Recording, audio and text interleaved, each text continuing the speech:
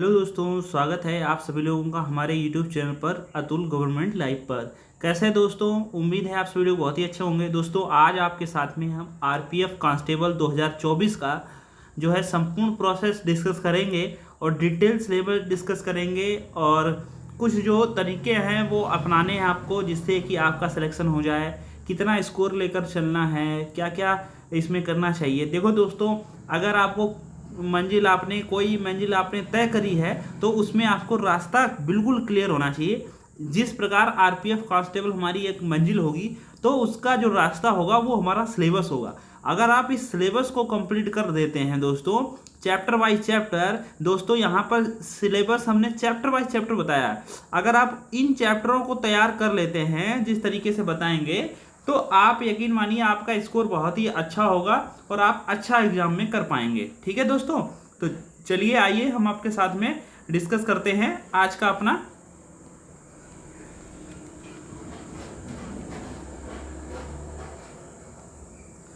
दोस्तों सबसे पहले तो यहाँ पर आप देख रहे होंगे कि आरपीएफ कांस्टेबल 2024 के टोटल जो पद अगर हम देख लें तो टोटल जो पद हैं वो हैं 4208। यानी कि टोटल यहाँ पर इतनी वैकेंसी दी गई है, जो कि कमी है। जो इतने सालों में देते हो आप पूरे इंडिया लेवल पर इतनी वैकेंसी नहीं देनी चाहिए, ज़्यादा देनी चाहिए। अच्छा, इसका सिलेक्शन प्रोसेस की बात करें दोस्तों तो सबसे पहले आप देखेंगे यहाँ पर आपका CBT 1 होगा और दोस्तों सिर्फ और सिर्फ एक ही CBT होगा। सबसे मेन बात यहाँ पर आप देखेंगे NTPC, अगर आप कोई भी जॉब लेते हैं NTPC में तो आपको पेपर 1 देना पड़ता है, पेपर 2 भी देना पड़ता है दोस्तों। उसके बाद में भी आप देखेंगे किसी किसी पेपर में टाइपिंग वगैरह भी होती है, लेकिन यहाँ पर सिर्फ आपको 1 CBT, केवल एक ही CBT देना है। और उस CBT में ये जो CBT होगा NTPC का जो मेंस पेपर होता है बिल्कुल उस तरीके से होगा। NTPC का मेंस भी ऐसे ही होता है, 35 की रीजनिंग होती है, 35 की रीजनिंग, 35 की मैथ, 50 का GS होता है। सेम यही यहाँ पर भी यही पैटर्न अपनाया गया है। तो टोटल 120 क्वेश्चन होंगे और 120 नंबर के होंगे। 120 क्वेश्चन 120 नंबर के, ठीक है। तो मतलब एक क्वेश्चन 1 नंबर का रहेगा दोस्तों, ठीक है। और इसमें 120 क्वेश्चन सॉल्व करने के लिए आपको 90 मिनट मिलेंगे। तो आप देख रहे होंगे कि एक क्वेश्चन के हिस्से में 1 मिनट भी नहीं पड़ा।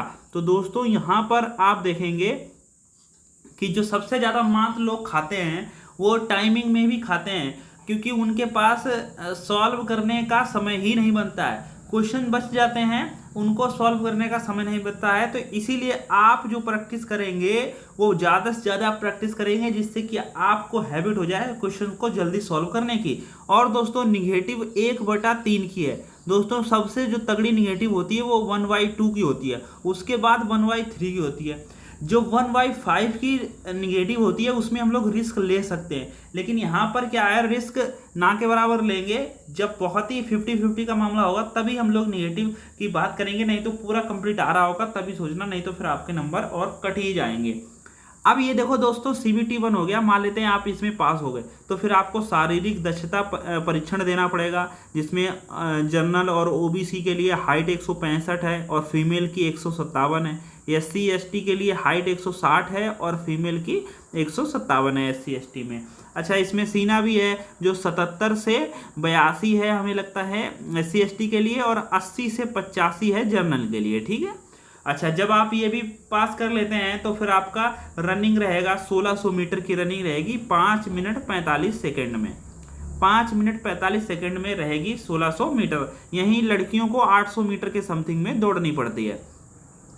अच्छा, इसके बाद में आप रनिंग वगैरह भी काफ़ी टफ रनिंग है। 1600 मीटर की रनिंग जो है 5 मिनट 45 सेकेंड में काफ़ी अच्छी जो है यहाँ पर है। कहीं कहीं एग्जाम जो है 6.5 मिनट भी देते हैं, वो यहाँ पर ये 5 मिनट 45 सेकेंड काफ़ी हद तक टाइम कम है। एक आर्मी जैसा ही आप मानिए, क्योंकि इसमें बहुत ही बच्चे जो है रनिंग में बाहर होते हैं, ठीक है।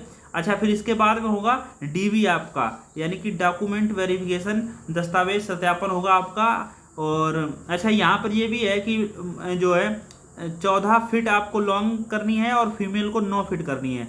और यहाँ पर शॉर्ट है 4 फीट और फीमेल को 3 फीट, यानी कि कूद लगानी है यहाँ पर, ठीक है दोस्तों। तो दस्तावेज मतलब ये सब रनिंग हो गया, फिजिकल मेडिकल सब हो जाएगा। तो उसके बाद में फाइनल होगा आपका DV। डॉक्यूमेंट वेरिफिकेशन, फिर आपकी एक फाइनल लिस्ट लगेगी, तब आपका सिलेक्शन हो पाएगा। ठीक है दोस्तों, अब इतना अगर आपने कर लिया है तो आप CBT जब 1 पास कर लिए हैं तो अब आप देखेंगे कि हम आगे नेक्स्ट एग्जाम में कैसे पहुंचे। तो उसके लिए आपको परीक्षा पैटर्न को अपनाना पड़ेगा दोस्तों। अब आपको इस परीक्षा पैटर्न को देखना पड़ेगा जिससे कि आप CBT 1 क्रॉस कर पाएँ। दोस्तों मेन मुद्दा यहीं से है कि सबसे पहले पेपर तो पास हो हमारा, कि अगर पेपर ही पास नहीं होगा तो फिर हम क्या ही कर सकते हैं। तो सबसे पहले आप यहाँ निश्चित करेंगे कि आप अपना पेपर को निकाल पाएँ। तो इसके लिए दोस्तों आपको रणनीति बनानी पड़ेगी, रणनीति से काम करना पड़ेगा। आपको अगर 2024 में जॉब चाहिए तो सबसे पहले दोस्तों आपको अंकगणित तैयार करनी पड़ेगी, रीजनिंग तैयार करनी पड़ेगी, फिर GK GS तैयार करनी पड़ेगी। तो दोस्तों अंकगणित में आपको 35 क्वेश्चन आने हैं और रीजनिंग में भी 35 आने हैं और GK GS जो भंडार होता है उसमें भी 50 आने हैं। टोटल 120 क्वेश्चन आने हैं 120 नंबर के। ठीक है दोस्तों, यहाँ पर अगर हम टारगेट की बात कर लें तो अगर हमें 120 में अगर हमें जॉब लेनी है तो दोस्तों 100 प्लस का ही सोचना पड़ेगा आपको। अगर आपके नंबर 100 प्लस में आएंगे तभी आप यकीन मानिए, तभी आप ये श्योर हो पाएंगे कि हाँ हमारा फाइनल सिलेक्शन हो पाएगा। 100 से प्लस ही जाएगी मेरिट, ये आप ध्यान रखना, क्योंकि काफ़ी कंपटीशन है। 100 के समथिंग में आपको लाना ही पड़ेगा किसी हालत में। तो दोस्तों आप इसे अंक गणित में बहुत ही अच्छा स्कोर कर सकते हैं, क्योंकि यहाँ पर मैथ ठीक ठाक पूछी जाती है, बहुत ही ठीक ठाक। CGL या बहुत ही कठिन नहीं पूछी जाएगी, मतलब यहाँ पर ज़्यादा सरल भी नहीं, ज़्यादा कठिन भी नहीं। तो इसीलिए आपको मैथ में जो हम चैप्टर भी हम आपको साथ डिस्कस करेंगे वो आपको चैप्टर कंप्लीट करने हैं। रीजनिंग में आप दोस्तों रीजनिंग में भी स्कोर कर सकते हैं, क्योंकि जो चैप्टर हम आपके साथ डिस्कस करेंगे उन चैप्टर को आपको थ्योरी पढ़नी है और उसके प्रीवियस से लगाने प्रैक्टिस करनी है। GK GS में जो टॉपिक हम बताएंगे तो आपको 50 में लगभग आपको 40 के समथिंग पहुंचना है, 50 में 40 के समथिंग आप पहुंचेंगे। और इनमें अगर आपने 30 यहाँ से लिया और 30 यहाँ से लिया, जिसकी मैथ रीजनिंग अच्छी है वो 33 34 ले जाएगा, 32 33 34 ले जाएगा। मान लेते हैं नॉर्मल 30 30 60 और 40 100, तो यहाँ पर लगभग 100 प्लस में आपको रहना है। जिसका स्कोर 2-4 ऊपर हो जाएगा वही 100 प्लस में हो जाएगा। जैसे 32 अगर आपने मैथ में ले लिए, रीजनिंग में 33 ले लिए, तो आपके इधर 105 हो जाएंगे। तो यही आपका सिलेक्शन दिलाएंगे। 100 से जितना ऊपर रहेंगे आप श्योर रहेंगे। ठीक है दोस्तों, तो आइए हम यहाँ पर आपके साथ डिस्कस करते हैं कि अब हम नेक्स्ट क्या करें, अंक गणित में कौन कौन से चैप्टर तैयार करें, ये आप देखिए। तो दोस्तों देखिए, अंक गणित में आपको क्या क्या पढ़ना है। दोस्तों पढ़ने के लिए बहुत कुछ है, लेकिन आपको बहुत ही जो है ध्यान लगाकर बहुत ही ईमानदारी से पढ़ना है। वो कैसे पढ़ना है तो देखिए कौन कौन से चैप्टर तैयार करने हैं। तो दोस्तों अंक गणित जो आपकी मैथ है, इसमें आपको कौन कौन से चैप्टर पढ़ने हैं। देखो दोस्तों, संख्या पद्धति पढ़नी है आपको अच्छे से, क्योंकि इनसे भी क्वेश्चन काफ़ी आपको मिलेगा। 35 में 3 से 4 क्वेश्चन तो यहीं से आपको मिल जाएगा। ठीक है, वर्ग वर्गमूल से आपको एक क्वेश्चन मिल ही जाएगा, भिन्न दशमलव से हो सकता है एक मिल जाए, घन और घनमूल से हो सकता है एक मिल जाए, LCM SCF से आपको 2 से 3 क्वेश्चन यहाँ से भी मिलेंगे, अनुपात समानुपात का भी एक क्वेश्चन मिलेगा, साझेदारी का हो सकता है एक मिल जाए, प्रतिशत से आपको 2 से 3-4 क्वेश्चन आपको यहाँ से भी मिलेंगे, लाभ हानि के आपको 2-3 क्वेश्चन देखने पड़ेंगे, और CISI के भी 2 क्वेश्चन हो सकता है मिल जाएं। ठीक है, लगभग मैं बता रहा हूँ। काम समय का भी आप ध्यान रखें, पाइप टंकी, काम समय पाइप टंकी, समय दूरी चाल और नाव धारा इसके साथ में पढ़ते हैं। और क्षेत्र मिति, देखो मेंसुरेशन से भी आपको क्वेश्चन 2-3 मिल सकते हैं। तालिकाएं और रेखांकन का उपयोग, यहाँ से दोस्तों आपको लगभग 5 क्वेश्चन मिल सकते हैं। ठीक है, 3 4 5 क्वेश्चन मिल सकते हैं, क्योंकि पूरा एक जो है डायग्राम बनकर आता है, इसी से क्वेश्चन ऐसे पूछे जाते हैं। तो इस तरीके से आप देखेंगे तो काफ़ी हद तक आपको क्वेश्चन पूछा जाता है। तो और भी कई तरीके हैं इसको पूछने का। तो जितने भी टाइप के यहाँ पर वेन डायग्राम वाले जो सवाल हैं वो आपको कर लेना है, आरेख वाले जो भी प्रश्न है वो आपको कर लेना है, और थोड़ा सा विविध जो आपको दिया रखता है वो किसी चैप्टर से नहीं, वो कॉमन सेंस से लगता है। तो विविध वाले भी सवाल आप देखेंगे, जो भी आपके पास मैथ की बुक होगी आप उसमें विविध का देख पा रहे होंगे। देखो दोस्तों, यहाँ कहीं पर भी ट्रिग्नोमेट्री का कभी एक सवाल दिखा और आप देखेंगे ट्रिग्नोमेट्री हो गया और जियोमेट्री हो गया। अगर आपको दोस्तों पहले से छोटे छोटे कॉन्सेप्ट आते हैं तो अच्छी बात है, लेकिन इस पर आप पूरा जोर देने की जरूरत नहीं है, क्योंकि हमें इतना ही पढ़ना बहुत ही काफ़ी हो जाएगा। दोस्तों यहाँ से मैंने देखा प्रीवियस ईयर में कहीं पर एक क्वेश्चन आ गया तो आ गया, नहीं तो किसी सेट में एक भी क्वेश्चन यहाँ पर देखने को नहीं मिला है। चूँकि चैप्टर बड़े हैं और कठिन है तो आपको इसमें भी ज़्यादा उलझने की जरूरत नहीं है। अब दोस्तों देखते हैं, अंक गणित की मैंने आपको एक बुक बताई थी, जिनकी मैथ बिल्कुल अच्छी नहीं है उनके लिए मैंने आपको एक शारदा पब्लिकेशन की बुक बताई थी। आप सभी लोग जानते हैं उसका नाम, शारदा पब्लिकेशन की मैथ। उसकी लिंक हम जो है वीडियो डिस्क्रिप्शन में दे देंगे, तो आप उसको देख लेना है और आप यहाँ से थ्योरी कंप्लीट कर सकते हैं। और फिर आप एक जैसे आरआरबी यूथ की आती है बुक, यूथ की भी आती है और घटना चक्र की आती है, तो आरआरबी ने जितने भी प्रीवियस ईयर के मैथ के क्वेश्चन पूछे हैं आप उनको ज़्यादा से ज़्यादा लगाइए। दोस्तों मैथ याद करने की चीज़ नहीं है, प्रैक्टिस करने की चीज़ है। जितना ज़्यादा आप प्रैक्टिस करेंगे उतने ही आपके हाथ खुलाएंगे और उतनी तेज़ी से आप सॉल्व कर पाएंगे। जितना आप तेज़ी से सॉल्व कर पाएंगे उतना सिलेक्शन के आपके दावेदारी बढ़ेगी। ठीक है दोस्तों, और जिनकी मैथ अच्छी है तो वो कोई भी बुक लगाइए, क्योंकि आपकी मैथ तो अच्छी है तो आपको बस प्रैक्टिस करने की ज़रूरत है जब आपकी मैथ अच्छी है। ठीक है दोस्तों, जिनकी मैथ ज़्यादा अच्छी नहीं है वो शारदा की जो बुक है वो हमने बताई है, क्योंकि वो सिस्टम से उसमें क्वेश्चन दिया गया है। ठीक है, जिनकी अच्छी है वो आप प्रैक्टिस करिए और थ्योरी ज़्यादा पढ़ने की कोशिश ना करिए, क्योंकि आपकी तो मैथ अच्छी है।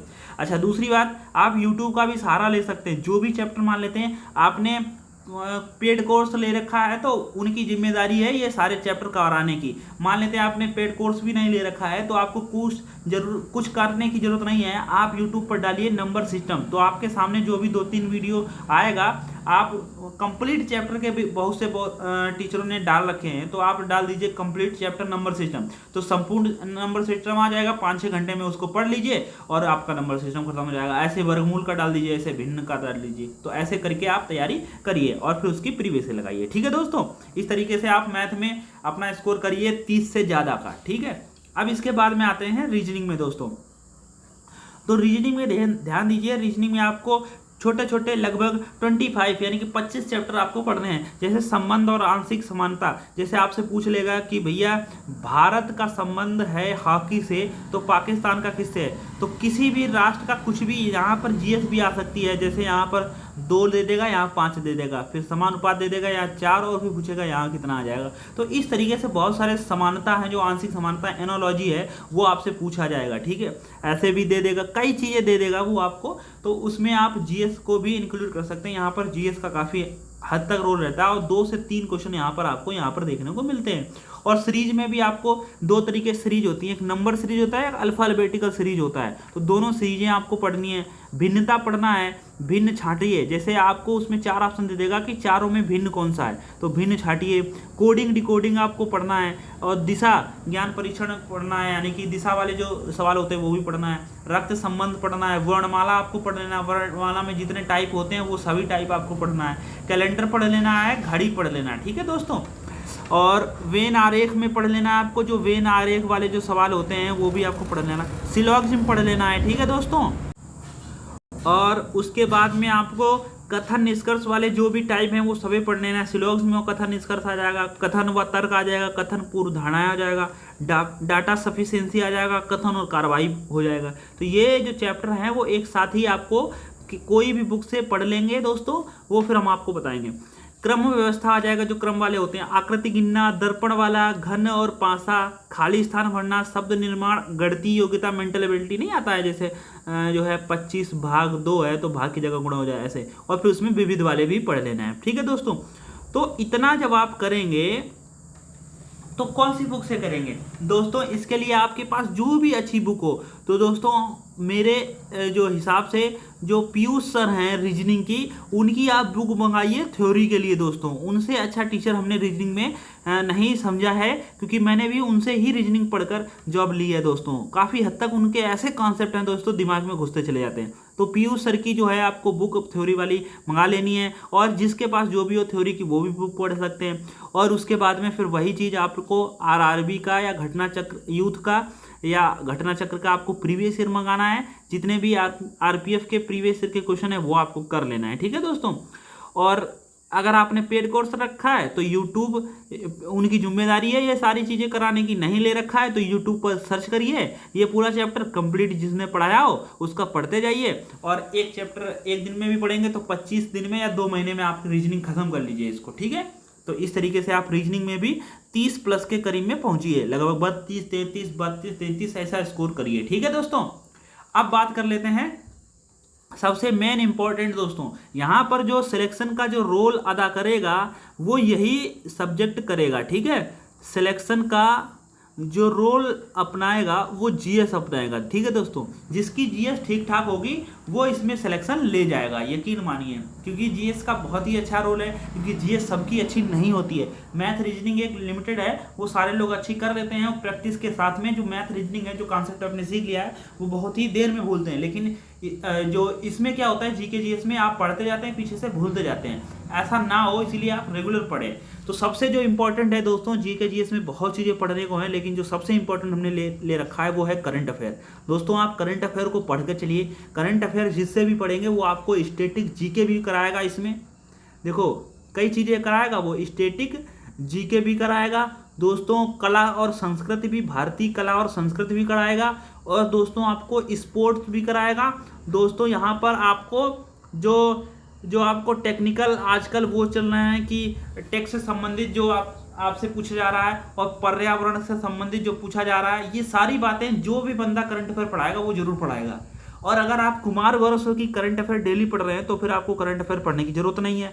या मान लेते हैं आप डेली नहीं पढ़ पाते हैं, क्योंकि डेली पढ़ने से क्या होता है, जो भी आपके एग्जाम आते हैं वो दोस्तों हो ही जाते हैं। कुमार गौरव सर अगर आप 1.5 घंटे की उनकी क्लास होती है दोस्तों, उसमें 30 मिनट का जो है करंट अफेयर होता है, 1 घंटे का जीएस होता है। ऑलराउंडर मतलब सब कुछ पढ़ा देते हैं। अगर आप इनका डेली क्लास लेने का टाइम नहीं है तो दोस्तों आप क्या करेंगे, आप मंथली वाइज यूट्यूब पर डालेंगे। पिछले 6 मंथ के आपको करंट पढ़ने हैं, यूट्यूब पर डालेंगे। जैसे मान लेते हैं आप आज देख रहे हैं तो आप पीछे से क्या करना, करंट अफेयर तैयार करना चाहिए। जैसे मई है, आज मई है तो मई आप क्या डालेंगे यूट्यूब पर, मई 2024 कंप्लीट करंट अफेयर। तो जो भी आप 2-3-4 घंटे का वीडियो आएगा, 1-2 घंटे का, उसमें जितने भी 100-200 क्वेश्चन होंगे वो आप उनको रिवाइज करिए। इसके बाद में फिर आप अप्रैल डाल देंगे, फिर ऐसे आप बढ़ते जाएंगे। तो पिछले 6 महीने का करंट अफेयर आप इस तरीके से तैयार कर लीजिए, ठीक है। अगर आप इस तरीके से तैयार करेंगे तो आपको स्टैटिक जीके और ये स्पोर्ट है, टेक है, पर्यावरण अलग से तैयार करना पड़ेगा। तो ऐसा टीचर देखिए जो आपके काम आ सके दोस्तों, ठीक है। अच्छा, दूसरी बात है कि फिर आपको भारतीय इतिहास पढ़ना है दोस्तों। अगर आप भारतीय इतिहास पढ़ेंगे तो ये काफ़ी हद तक आपको अच्छा रहेगा। और भारतीय इतिहास में आपको ज़्यादा वरीयता देनी है। 3 भागों में इसको बांटा गया है। तो आपसे मॉडर्न हो गया और आधुनिक हो गया, फिर आपको प्राचीन पर वरीयता देनी है। भारतीय संविधान आपको कंप्लीट पढ़ लेना है थ्योरी वाइज में, ठीक है। और उसके बाद में सामान्य विज्ञान हो गया। सामान्य विज्ञान में आपको देखो जो है फिजिक्स, केमिस्ट्री, बायोलॉजी, इसका ओरल पढ़ना है दोस्तों, ठीक है। ओरल मतलब आपको यहाँ पर इसके न्यूमेरिकल वगैरह ज़्यादा नहीं देखने हैं। यहाँ पर सामान्य विज्ञान थ्योरी टाइप में पूछी जाएगी। भूगोल में पढ़ लेना है आपको, जो विश्व का भूगोल है जिसमें वो पूछा जाता है, और जो भारत का भूगोल है उस तरीके से आपको पढ़ना है। इकोनॉमिक्स में आपको लगभग 12-13 चैप्टर हैं, लगभग आपके 30 पेज बनेंगे जाके, इनको आपको तैयार कर लेना है। तो इस तरीके से जब आप तैयारी करेंगे तो लगभग आप 40 के करीब में पहुंच जाएंगे, ठीक है दोस्तों। इतना आप अगर कर लेते हैं तो आपका स्कोर जो है 100 प्लस में पहुंच जाएगा। अगर आप 100 प्लस में पहुंच रहे हैं तो बहुत ही अच्छी बात है दोस्तों, ठीक है। इतना आप सभी लोग करिए। फिर हम अब वीडियो लंबा हो गया, फिर और किसी वीडियो में आपके साथ हम बताएंगे कि कैसे अपने एग्जाम को टारगेट करना है। अभी तो हमने आपको कंप्लीट सिलेबस के तौर पर पढ़ाया है दोस्तों, बताया है, ठीक है। फिर हम आपको किसी वीडियो में बताएंगे कंप्लीट जो है हाउ टू क्रैक जो सीरीज आएगी हमारी, उसमें हम आपको बताएंगे how to crack RPF constable 2024, क्या क्या रणनीति अपनानी है, सारी चीज़ें उस पर भी डिस्कस करेंगे। ये सिलेबस के कारण आपका वीडियो लंबा हो गया, धन्यवाद दोस्तों। लेकिन ये रास्ता अगर आपने देख लिया है तो आपको यकीनन बहुत ही फायदा होगी। धन्यवाद दोस्तों, फिर मिलते हैं नेक्स्ट वीडियो में।